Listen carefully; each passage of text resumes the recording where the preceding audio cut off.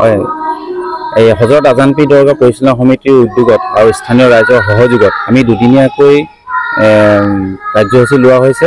আজি 8 আৰু 9 তাৰিখ। আজি 8 তাৰিখে পুৱা 9 বজাত আমাৰ পতাকা উত্তোলন কৰিলে আমাৰ সভাপতি ডাঙৰীয়া হাৰুনুৰ ৰছিদ চাহাবে।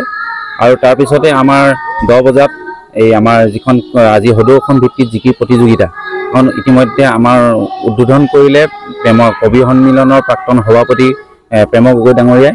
আৰু গধূলি আমাৰ 6 বজাত আমাৰ জিকিৰ মেহফিল হ'ব আৰু উদ্বোধন কৰিব আমাৰ হকিকুৰ ৰহমান ছাৰ।